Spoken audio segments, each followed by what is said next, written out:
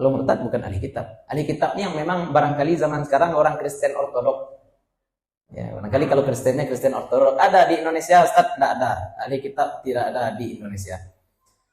Kini orang Yahudi menyembelih ayam. Orang Yahudi yang ahli kitab. Atau orang Nasrani yang memang ahli kitab. Yang memang asli Nasrani. Bukan Nasrani murtad. Bukan Yahudi murtad. Memang asli Yahudi dan Nasrani. Orang-orang ahli kitab. Sekarang mereka menyembelih ayam. Boleh kita makan ayam tuh? Boleh. Ahli kitab. Ya, ahli kitab. Memberi sajen tidak boleh. Ustadz, ada adat sedekah laut. Ustadz, katanya bukan memberi sajen, katanya bersedekah kepada laut, magiah makan ikan di laut. Ada dia untuk ikan di laut. Diagiahnya untuk ikan di laut, ayam bakar, ayam goreng, Ustadz. Lai boleh, Ustadz. Memang kalau memang niatnya itu untuk magiah makan ikan, memang bukan syirik, tapi bodoh. Kenapa bodoh? Ikan tidak lama, dia ayam goreng loh. Yo, nak kata ikan apa Pak? Pelet. Aduh, sedekah laut tapi kalau buat Palembang enak di situ. Assalamualaikum warahmatullahi wabarakatuh.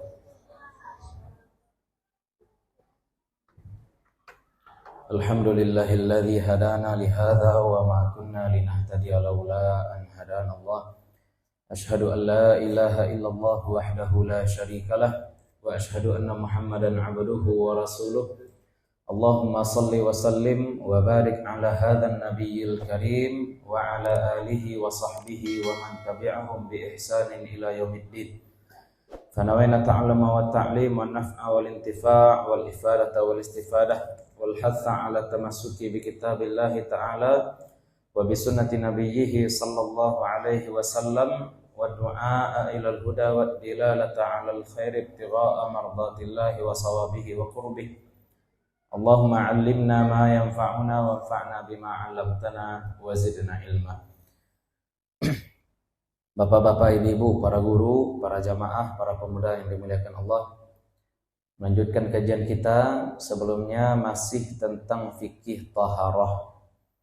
Kita sudah bahas kemarin najis ringan dan najis berat dan cara menyucikannya. Kemudian kajian kita pada Jumat lalu terhenti ketika kita membahas najis menengah. Apa saja najis menengah? Nah, kita lanjutkan ya. Dapat diulang dari awal balik. Najis menengah. Najis menengah adalah najis yang cara menghilangkannya adalah dengan dibasuh sampai bekasnya hilang. Sampai tanda-tandanya hilang walaupun hanya dengan satu kali basuhan. Satu kali basuhan pun sah. Itu kalau najis menengah. Kalau najis berat, ada atau tidak ada bekasnya, misalkan dijilat anjing, jilatan anjing tidak meninggalkan bekas, tapi kalau ingin disucikan tetap harus 7 kali basuhan, salah satunya dicampur dengan tanah. Kalau najis ringan cukup diperciki air saja, tapi kalau najis menengah ini dibasuh sampai bekasnya hilang walaupun cuma 1 kali. Nah, nanti kita bahas ya, ada najis aini, ada najis hukmi. Nah, tapi kita jelaskan dulu apa saja yang masuk kategori najis menengah. Yang pertama yang kita sampaikan kemarin adalah khamar dan semua cairan yang memabukkan. Khamar dan semua cairan yang memabukkan, karena Allah Subhanahu wa taala katakan dalam surat Al-Maidah ayat 90, innamal khamru wal maisiru wal ansabu wal azlamu rijsun min amali syaitan. Khamar, judi, madu-adu nasib dengan anak panah, kalau orang-orang dulu dilakukan hal tersebut, itu adalah rijsun. Rijsun itu apa? Kotoran.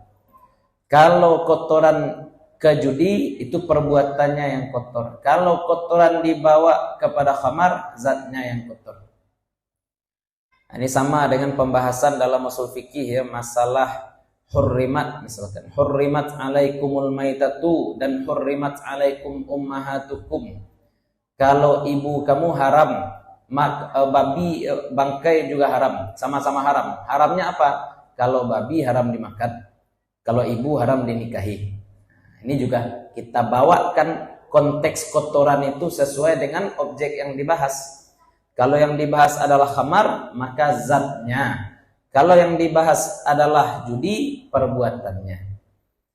Ada satu pembahasan, ini ya pembahasan kontemporer. Zat-zat cair yang memabukkan tapi bukan khamar. Zat cair memabukkan tapi bukan khamar. Apa contohnya? Contohnya bensin. Kalau orang-orang naningin ya, orang-orang naningin itu bisa saja mabuk dengan bensin atau dengan tinta spidol. Ya, kalau orang-orang ingin mabuk kan banyak ya zat-zat psikotropika di sekeliling kita. Buah palu, sakit kepala, ya, obat sakit kepala dibeli, itu bisa saja. Makanya ini waspada juga sebenarnya jual-jualan barang-barang seperti itu. Tapi zat-zat tersebut aslinya bukan dibuat untuk mabuk, maka bukan khamar. Maka bukan khamar. Meskipun mabuk menggunakan zat-zat yang kita sebutkan tadi haram, tapi zat-zat tadi bukan khamar. Zat-zat tadi bukan khamar. Nah, maka hukumnya berbeda. Yang di sini berlaku apa? Ya, setiap cairan yang memang memabukkan, yang memang saat membuat diniatkan untuk menjadi khamar, yuttakhadhu khamran, maka hukumnya najis. Itu yang pertama. Selanjutnya yang juga najis adalah bangkai. Ini banyak di beberapa ayat dikatakan oleh Allah Subhanahu wa taala, dalam surat Al-Baqarah juga ada, dalam surat Al-Maidah juga ada. Hurrimat alaikumul maitatu. Kalau dalam surat Al-Maidah dijelaskan bangkai itu apa saja? Wal munkhaniqatu wal mawqudatu wal mutaraddiyatu wan natihatu wa ma akala sab'u. Hewan-hewan yang mati tanpa proses penyembelihan itu termasuk bangkai. Hewan-hewan yang mati tanpa proses penyembelihan yang mu'tabar secara syara itu bangkai. Anggaplah ayam disembelih, akan tetapi penyembelihannya tidak memenuhi syarat, hanya melukai leher saja, tenggorokan dan kerongkongan ayam masih utuh. Istilahnya ureknya putih misalkan ayam itu. Uratnya, pembuluh darahnya putus, tapi tenggorokan dan kerongkongannya masih utuh. Maka ini ayam bangkai. Nah, ketika itu ayam itu adalah ayam bangkai. Hukumnya najis. Sapi mati karena sakit, hukumnya juga najis. Ya, hurrimat alaikumul maitatu. Bangkai kenapa diharamkan? Ya, karena zatnya tidak suci. Najis. Termasuk segala sesuatu yang disembelih untuk berhala. Ada saya lihat di internet anak-anak Jogja atau anak-anak Semarang atau pokoknya di Jawa, mahasiswa bulan tua. Jadi ini kontennya mahasiswa bulan tua kalau di daerah sini tidak usah repot, mau makan enak gampang katanya. Bagaimana caranya makan enak? Pergi dia ke situs-situs yang dianggap keramat. Pergi dia ke situs-situs yang dianggap keramat. Oh, banyak sajen di situ. Banyak sajen di situ. Ada ayam goreng, ada ayam bakar enak. Jadi bulan tua kemari saja. Ya. Ini ayam yang dikasih kepada penunggu tempat-tempat keramat. Atau mungkin ke Bali ya, mungkin di Bali beberapa tempat itu memang disediakan sajen. Itu boleh enggak dimakan yang seperti itu? Tergantung. Tergantungnya Pak, ada orang yang memberikan sajen, magi sajen itu enggak boleh dulu. Memberi sajen enggak boleh. Ustadz, ada adat sedekah laut, Ustadz, katanya bukan memberi sajen, katanya bersedekah kepada laut, magiah makan ikan di laut. Ada giah untuk ikan di laut, dia giahnya untuk ikan di laut, ayam bakar, ayam goreng, Ustadz. Lai boleh, Ustadz. Memang kalau memang niatnya itu untuk magiah makan ikan, memang bukan syirik, tapi bodoh. Kenapa bodoh? Ikan tak lama adanya ayam goreng tuh. Ya, nak ketujuh ikan apa Pak? Pelet. Ada seorang sedekah laut tapi kerupuk Palembang enak lah di situ. Anggaplah ini kejadian dapat ayam goreng di tempat-tempat keramat, itu boleh dimakan enggak? Tergantung. Kalau misalkan ayam itu disembelih oleh orang yang akan memberi sajen, berarti ketika menyembelih niatnya adalah menyembelih ayam untuk sajen, bangkai itu ayam. Tapi kalau dia beli ayam di pasar, dibalinya ayam di pasar, dimasaknya di rumah, baru diletaknya ke tempe-tempe sajen tadi, itu tuh baru boleh. Itu baru boleh. Tapi dari mana awak tahu, Ustaz? Itu nan awak tak tahu. Ya, itu makanya daripada salah-salah makan, dialah tak makan. Dialah makan nasi joroiko saja daripada makan ayam pina jali. Kalau juga garam saja, Pak. Itu tentang hewan yang disembelih bukan untuk Allah. Nah, ini masalah-masalah hewan yang disembelih. Sebenarnya membaca bismillah ketika menyembelih hewan itu sunnah ya, Pak ya. Membaca bismillah ketika menyembelih hewan itu sunnah. Ya, walaupun Allah Subhanahu wa taala katakan apa yang tidak disebutkan nama Allah ketika menyembelih tidak boleh dimakan, tapi dalam surat Al-Maidah juga di dalam ayat lain Allah Subhanahu wa taala katakan apa? Wa ta'amul ladzina utul kitab, dan makanan orang-orang ahli kitab sebelum kamu, makanan orang-orang ahli kitab sebelum kamu itu hillul lakum, halal bagi kamu. Kini orang Yahudi menyembelih ayam, orang Yahudi yang ahli kitab, atau orang Nasrani yang memang ahli kitab, yang memang asli Nasrani, bukan Nasrani murtad, bukan Yahudi murtad, memang asli Yahudi dan Nasrani, orang-orang ahli kitab. Sekarang mereka menyembelih ayam. Boleh kita makan ayam tuh? Boleh. Ahli kitab. Ya, ahli kitab. Berbeda dengan murtad. Kalau murtad bukan ahli kitab. Ahli kitab ini yang memang barangkali zaman sekarang orang Kristen Ortodok. Ya, barangkali kalau Kristennya Kristen Ortodok. Ada di Indonesia, Ustaz? Tidak ada. Ahli kitab tidak ada di Indonesia. Nah, orang ahli kitab di masa Rasulullah Sallallahu Alaihi Wasallam ketika menyembelih itu entah ada dia baca Bismillah, entah tidak, kita tidak tahu. Tapi diperbolehkan oleh Allah kita makan sembelihan mereka. Kalau diperbolehkan kita makan sembelihan mereka, maka kita kompromikan dengan yang tadi, ya, membaca nama Allah ketika menyembelih hewan. Sedangkan ini sembelihan ahli kitab boleh dimakan. Berarti bagaimana? Berarti membaca nama Allah ketika menyembelih itu masuknya ke tahap atau ke tempatnya tempat kesempurnaan, bukan sah atau tidak sah, bukan halal atau haram. Sarancanya baca bismillah. Sebaiknya baca bismillah. Kalau tidak baca bismillah, misalkan bapak ibu menyembelih ayam, niatnya apa? Untuk dimakan. Lupa baca bismillah. Atau ayam talantak di oto, lah kajang-kajang ayam. Ya, sudah kejang-kejang ayam kita cepat ambil, kita bawa pisau ke tengah jalan tuh langsung badabi ayam kok, Pak. Langsung badabi ayam. Lupa baca bismillah. Kira-kira ayamnya halal atau haram? Halal. Kenapa? Karena kita menyembelih ayam niatnya supaya ayam tidak terbuang, kan itu. Supaya ayam bisa dimakan. Nah, berarti niat kita menyembelih untuk makan, boleh. Halal jadinya ayam. Asal ayam kita ya. Kalau ayam orang lain ya ini tidak najis ayamnya tapi minta izin ke orang punya. Itu tentang bangkai. Nah, yang dikecualikan dari bangkai ini ada 3 ya. Ada 3 bangkai yang tidak najis. Yang pertama ikan. Yang kedua belalang. Kenapa ikan dan belalang dikecualikan? Sebab Nabi sallallahu alaihi wasallam bersabda, "Uhillat lakum maitatani wa damani." Dihalalkan bagi kamu 2 bangkai dan 2 darah. 2 bangkai adalah al-hut wal jarad. Hut ikan, jarad itu belalang yang kemarin kita buatkan gambarnya ya. Belalang, ada bagian gambarnya. Bukan belalang sembah. Belalang yang bentuk si juntu, itu belalang yang bisa loncat-loncat, itu namanya jarad. Yang 2 ini tidak perlu disembelih, sudah halal langsung. Ikan tidak perlu disembelih, lianya tidak do, halal langsung. Kemudian 2 darah adalah al-kabid, liver, dan tahal, limpo. Liver dan limpa itu juga halal. Ya.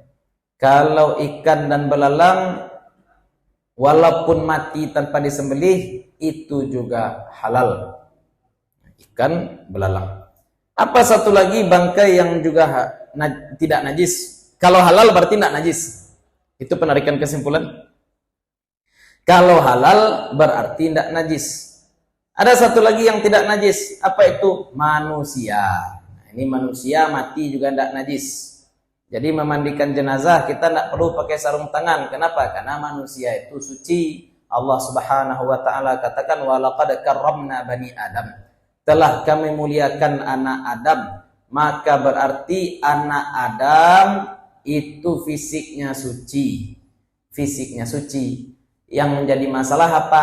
Isinya najis. Darah najis, kotoran najis, nanah najis.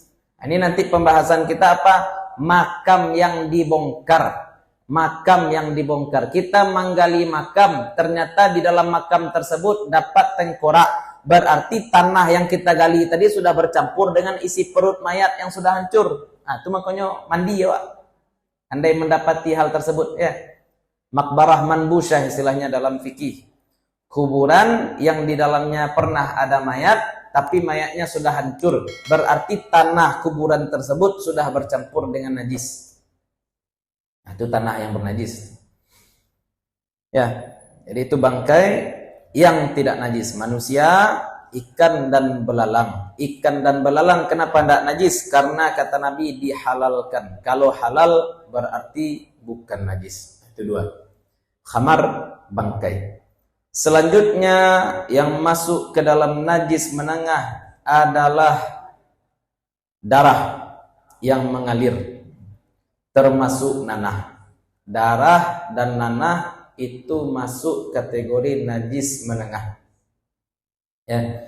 Karena yang diharamkan juga di dalam surat Al-An'am Allah Subhanahu wa taala katakan au damam masfuhan au lahma khinzir. Daman masfuhan, darah yang mengalir. Kalau jirawe luko, itu darahnya tidak main dia. Kalaupun mengalir sedikit, itu dimaafkan. Ini darah yang mengalir sampai menetes, maka itu najis yang tidak dimaafkan. Nanti kita bahas ya najis-najis yang dimaafkan. Tapi yang penting darah secara umum hukumnya najis. Ada perempuan istihadah mengadu kepada Nabi Sallallahu Alaihi Wasallam. Bagaimana cara sholat perempuan yang istihadah? Maksudnya apa? Darah keluar, tapi bukan pada saat haid.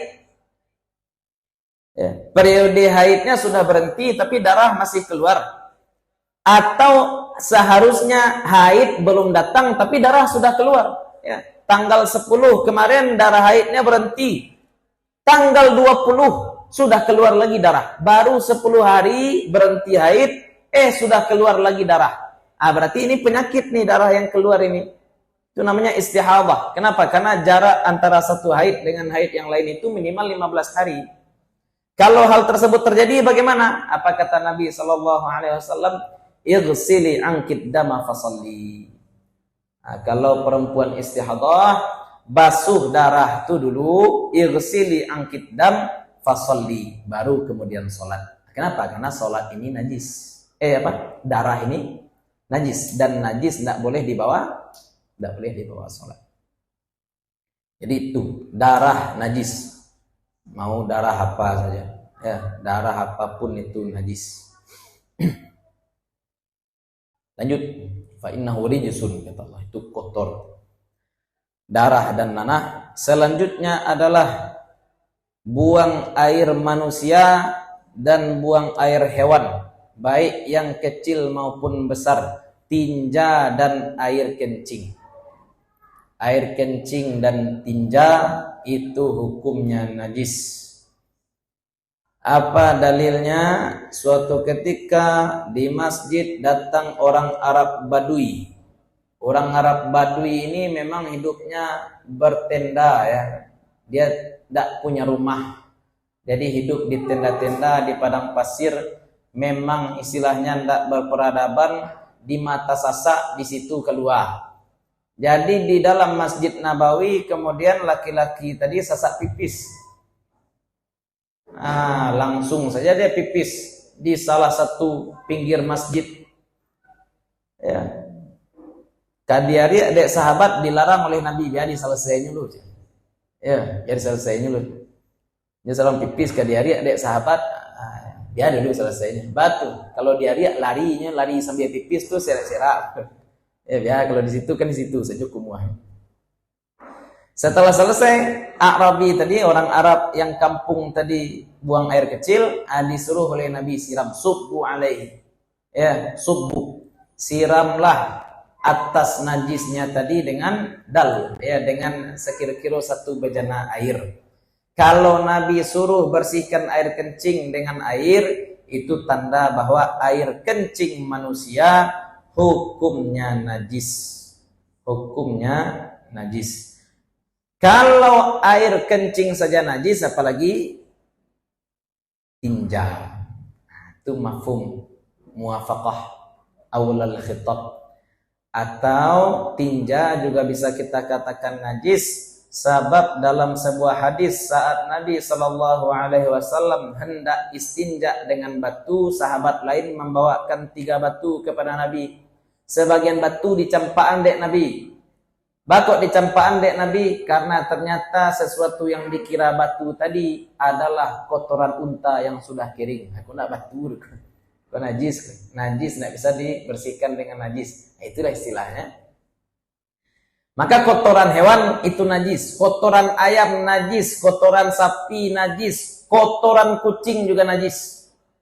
Ada orang yang cik kucing tidak najis, sasik. Cik kucing tidak najis, cik ayam najis. Oh ya, masalah cik ayam kok bapak-bapak ibu-ibu, ini perlu kita sampaikan ya. Barangkali tetangga bapak, tetangga ibu malu menyampaikan, dia mau tolong sampaikan ya.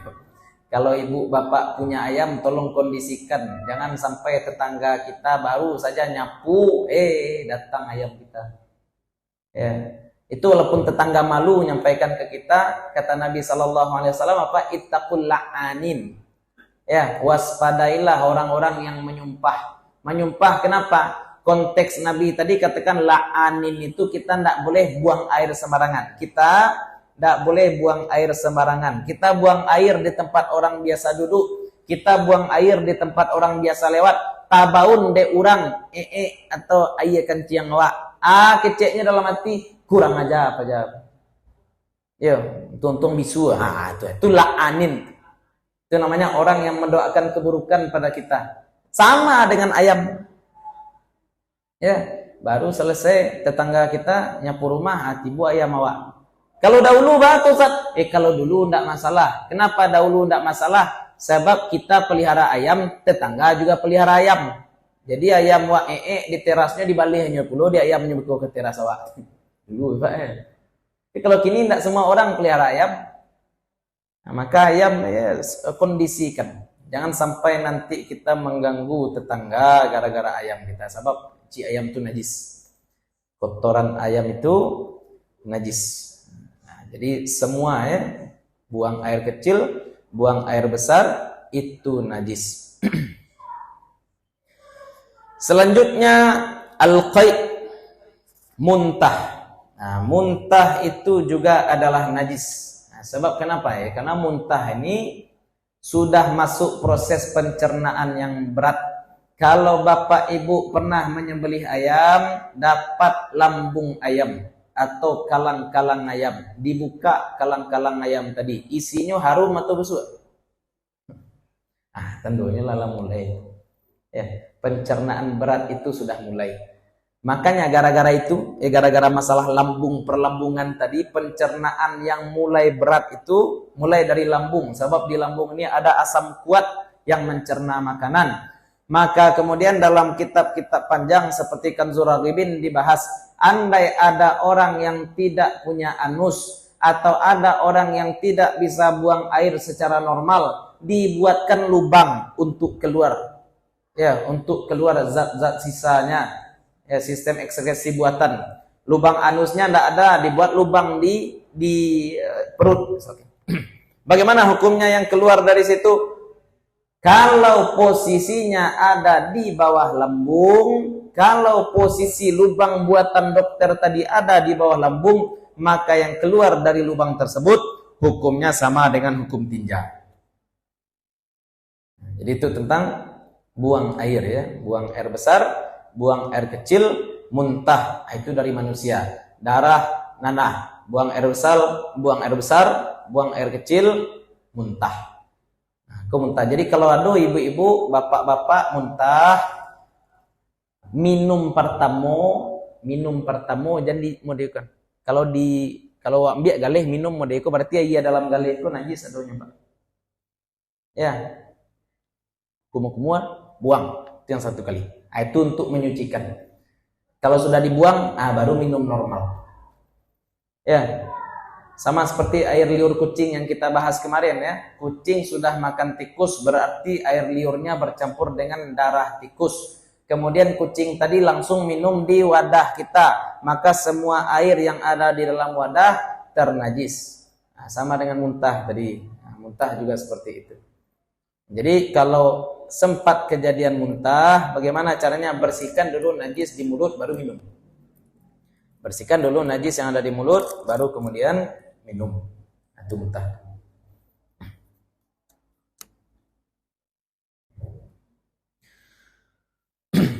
Selanjutnya yang terhitung najis kita lihat dari hewan lagi. Kullu juz'in infasala minal hayawani hala hayatihi fa innahu najisun. Qala Rasulullah sallallahu alaihi wasallam, ma quti'a min bahimatin fahuwa maitatun. Dalam sebuah hadis yang diriwayatkan oleh Imam Al-Hakim, apa kata Nabi sallallahu alaihi wasallam? Tidaklah dipotong dari seekor hewan kecuali potongan tersebut adalah bangkai. Orang dulu taraga makan kambing. Belum datang syariat Islam, Pak. Orang ingin makan daging kambing. Kalau disembelih satu ekor kambing, tidak habis. Kalau disembelih satu ekor kambing, tidak habis. Itu bagaimana caranya? Kakinya saja dipotong. Kakinya saja dipotong. Kalau orang barbar tentu bisa saja. Daripada dibunuh kambing kau kakinya sajalah yang dipotong. Ya, nan kabih diawak saja yang dipotong. Itu dulu. Istilahnya tidak ada kasih sayang, tidak ada compassion kepada hewan. Perbuatan seperti itu dalam Islam tidak boleh. Itu bangkai itu. Kaki hewan kita potong untuk dimakan dan hewannya tidak disembelih. Kaki tadi najis. Dan karena redaksi yang disebut Nabi tadi umum, apa saja yang dipotong dari hewan, apa saja yang terputus dari hewan adalah bangkai, termasuk di sini bulu-bulu hewan yang tidak dimakan dagingnya. Contohnya bulu kucing. Bulu kucing itu najis. Bulu kucing yang sudah rontok itu najis. Tapi kalau bulu kucing ada seketik-seketik di karpet, itu dimaafkan. Nanti kita bahas ya, najis-najis yang dimaafkan. Najis sedikit yang susah dihindari itu dimaafkan. Tapi misalkan bapak ibu menyapu rumah, kemudian terkumpul bulu kucing sekarang tinju, itu campaan, itu najis. Ya, buang. Tidak boleh itu bulu kucing itu untuk dibuat jadi kain, jadi baju. Enggak. Yang bisa apa? Bulu hewan yang bisa dimakan dagingnya, itu baru ada pengecualian. Bulu hewan yang bisa dimakan dagingnya. Itu ada orang bertanya kepada Ambo, Ustaz, manusia ini jahat. Kenapa jahat? Lah panik lebah mencari makanan, mencari madu, awak tinggal ambil saja. Ya, Allah panik kambing beranak. Kuku nak bertanya kamu di Payo Basuang betang. Kambing beranak, kemudian kambing menyusui. Nan anak kambing menyusu, kita juga ikut. Awak setolo menyusu ya. Awak ambil perlu susu kambing. Ndak jahit waktu Ustaz. Jahat manusia. Saya jawab seperti ini. Kaidahnya semua yang ada di bumi diciptakan untuk anak Adam. Apa kata Allah ketika mengusir Nabi Adam dan Siti Hawa ke bumi? walakum fil ardi mustaqarrun wa mata'un ilahin. Dan bagi kalian di bumi itu apa? Mustaqarrun. Ya, barang-barang yang bisa menjaga keberlangsungan hidup kalian atau mustaqar. Wa mata'un, dan kenikmatan ilahin, sampai datang masanya, sampai datang kiamat istilahnya. Jadi semua yang ada di bumi diciptakan memang untuk kita. Itu yang pertama. Yang kedua, hewan-hewan itu memproduksi sesuatu berlebih dari kebutuhannya. Lebah itu mencari manisan labah, mencari madu itu lebih dari kebutuhan. Badan ketik tapi nandian doanya banyak. Ya. Itu makanya kalau sekarang orang yang beternak lebah, ya, dan ternak lebahnya konsepnya sustainable, maka lebah itu dipanen, Pak. Dipanen pakai ruang-ruang yang segian 6 tuh, itu dibuat dari plastik. Jadi labah tuh maisi saja di situ, nanti diputarnya mereka. Ada alat nanti diputar, madu mengalir ke bawah, diputar kembali, diisi balik dek labah. Labah kan nak panik-panik ya. Main itu lo kerja labah. Ya, di kumpulan banyak-banyak tapi nak makan, nah itu labah. Awak tolong kan menolong labah. Kambing, nantilah kambing. Biri-biri di daerah yang 4 musim, di mana daerah yang terbaik woolnya Kashmir.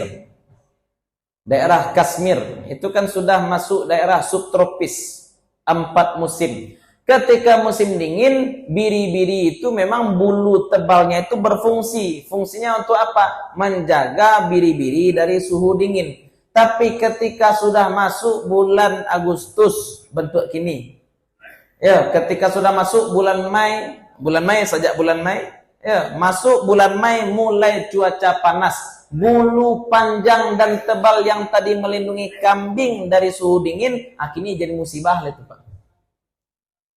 Sehingga memang bulu biri-biri itu dicukur kapan? Ketika akan masuk musim panas.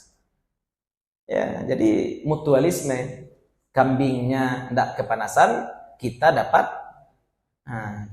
bulu domba, bisa baik kain wool. Tapi balik kanan tadi ya.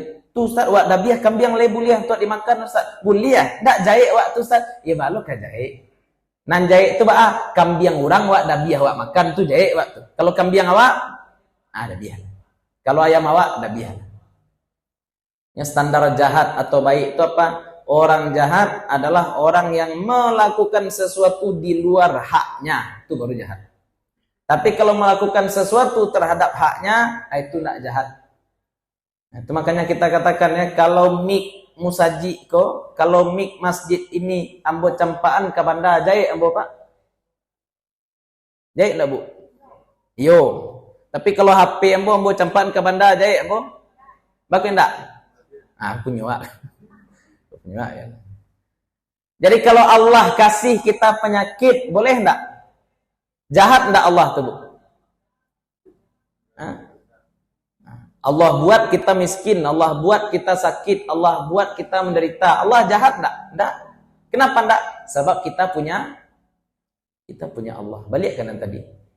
Ayam saja, kalau bisa ayam ngomong, awak keman nabi ayam. Ya, awak keman nabi ayam. Kecik ayam. Pak, bakok pada biar-biar ambo jahit Pak mah. Kecik ayam misalkan kau. Kecik ibu ke ayam. Jam jawit ang punyoden. Ang punyoden.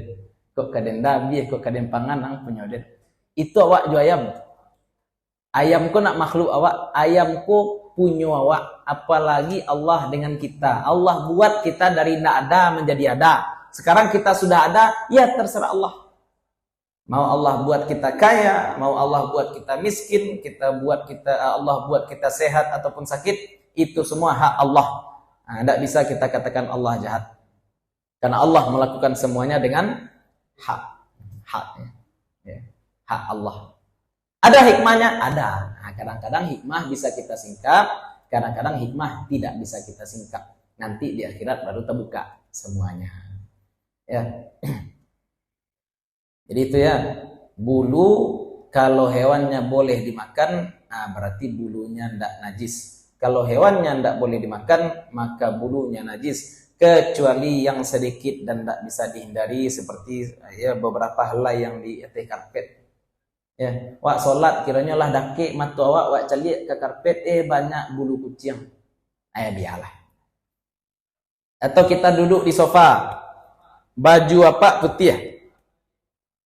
Duduk di sofa ketika berdiri tidak nampak. Besoknya kita pakai baju hitam duduk di sofa. Pas berdiri ternyata banyak bulu kucing di celana kita. Takana ada petang. Berarti kemarin ketika saya duduk di sofa barangkali juga banyak ini bulu kucing di celana saya.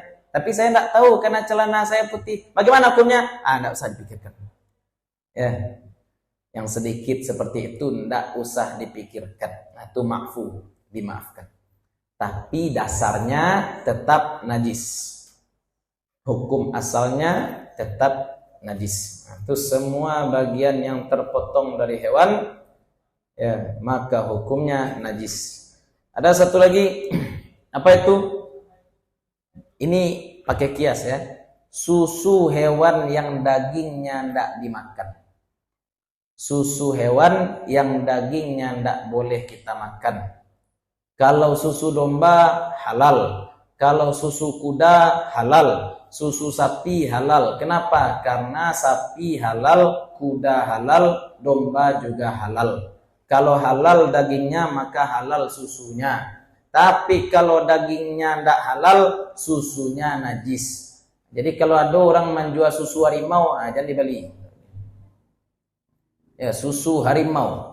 Agar kita seberani macan, ada berarti ya. Najis. Ustaz, kita pergi ke Makkah, ada orang menjual air kencing untu. Kita pergi umrah, berangkat haji, ada paket jalan-jalan. Kemana jalan-jalan? Peternakan unta. Ngapain ke peternakan unta? Minum air kencing unta. Hadis tentang orang minum air kencing unta itu kan orang-orang yang datang ke Madinah, kemudian udara Madinah tidak cocok dengan badan mereka. Mereka ditimpa dengan humma. Humma itu kalau kita terjemahkan demam. Demam mereka sampai di Madinah, disuruh oleh Nabi, minum air kencing unta. Berarti ketika itu disuruh minum air kencing unta dalam rangka berobat. Kalau berobat, zat yang najis pun kita konsumsi dimaafkan. Contohnya apa? Sakit tipus, dibawa ke dokter lama sehat. Contoh. Orang sakit tipus dirawat di rumah sakit dengan pengobatan obat-obat modern, lama sehat. Dia lagi haya caciang. Dia lagi haya caciang ringan badan sekali. Kalau memang mujarab boleh dipakai. Kalau memang mujarab teruji boleh dipakai. Ya. Tapi kalau misalkan ada substitusi, ada pengganti lain yang halal, yang suci, dan efeknya sama, tidak boleh pakai yang najis. Nah, sama dengan air kencing unta. Tadi air kencing unta itu najis tuh. Air kencing unta itu najis. Akan tetapi dimaafkan kalau dipakai untuk obat. Kalau untuk OB, dimaafkan.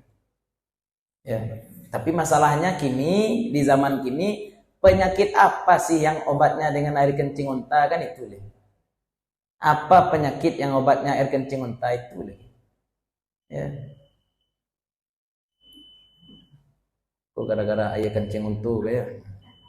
Ibu pergi ke Makkah, pergi ke Madinah, diajak pergi ke tempat peternakan unta, jangan minum air kencing unta, bodoh. Ya. Kok sama bodohnya je orang yang pergi kepada buya, dibasuhnya kaki buya, diminumnya ya basuh kaki buya. Itu bodoh. Syirik tidak, tapi bodoh. Ya. Padahal kalau kami minta barakah, ada cara lebih baik. Bawa air, agiah ke buya. Buya tolong doakan air aku. Kan jadi air ruqyah jadinya. Air doa ya. Air barakat. Boleh seperti itu. Ini tidak dibasuh ke kaki. Entah ada ciri-ciri kuku gitu. Kayaknya beragamu kok berakah aja lah.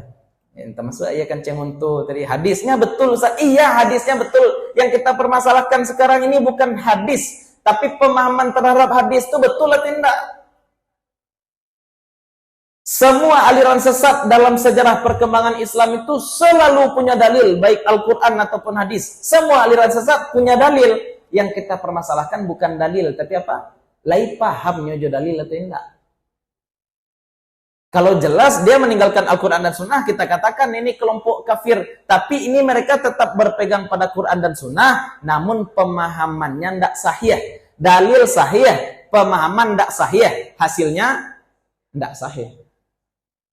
Dalil tidak sahih, pemahaman sahih. Hasilnya tidak sahih juga. Yang kita butuhkan apa? Dalil sahih, kapalonan membaca pun sahih. Hasilnya baru sahih. Termasuk hadis tentang air kencing onta tadi.